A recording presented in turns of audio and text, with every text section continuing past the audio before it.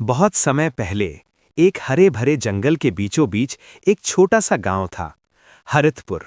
गांव के लोग जंगल से लकड़ी, फल और जड़ी बूटियां इकट्ठा करते थे। यहाँ का जीवन सरल था, लेकिन जंगल में कई अनोखे जीव रहते थे, जिन्हें देखकर गांव वाले डर जाते थे। गांव में एक सच्चा और नेक इंसान, जिसका नाम आरव था, रहता था। आरव जंगल के जानवरों के साथ दोस्ती करना पसंद करता था। वो हमेशा कहता, अगर हम जानवरों को समझेंगे तो वो भी हमें समझेंगे। एक दिन आरव जंगल में लकड़ी काटने गया। तभी उसने देखा एक सांप फंसा हुआ था। उसका पैर एक पुराने जाल में उलझा हुआ था। सांप डर के मारे कांप रहा था।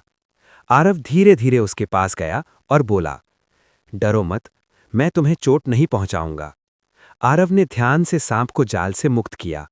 सांप कुछ देर आरव की आंखों में देखा, जैसे धन्यवाद कह रहा हो। आरव ने सांप का नाम रखा नांगू।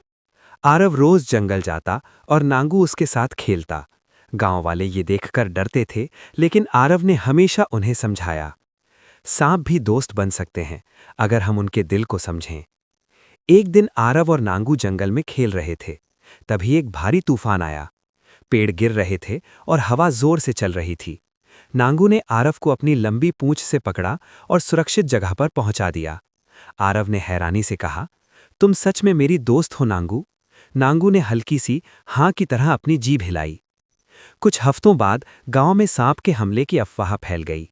लोग डर के मारे आरव के घर के पास नहीं आते थे। गांव वालों ने कहा, आरव, ये सांप तुम्हारे घर के आसपास है, इसे गांव से दूर भेजो। आरव ने गंभीर होकर कहा, नहीं, नांगू मेरा दोस्त है, वो किसी को नुकसान नहीं पहुंचाएगा।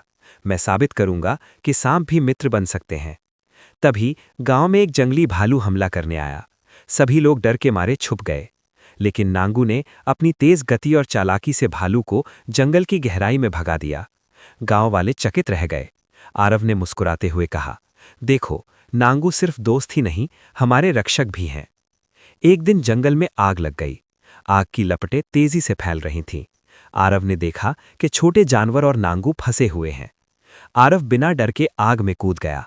नांगू ने भी अपनी तेज और फुर्तीले तरीके से आरव की मदद की। लेकिन एक पल ऐसा आया जब नांगू आरव को बचाने के लिए खुद आग में फंस गया। आरव ने चिल्लाया, नांगू, मत करो, मैं तुम्हें बचाऊंगा। आरव ने अपनी शारीरिक ताकत और बुद्धि से नांगू को बचाया। दोनों बाहर आए। गांव वाले ये देखकर सांस रोके हुए खड़े थे। आरव ने कहा, देखा, दोस्ती में किसी का बलिदान भी शामिल हो सकता है। आरव और नांगू की कहानी गांव में फैल गई। गांव वाले धीरे धीरे समझने लगे कि हर जीव में प्यार और दोस्ती की क्षमता होती है।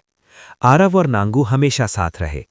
आरव जंगल में जाते और नांगू उसके साथ खेलता, उसे खतरे से बचाता।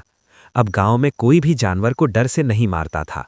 सब जानते थे कि सच्ची दोस्ती कभी जाति, प्रजाति या रूप से नहीं देखती।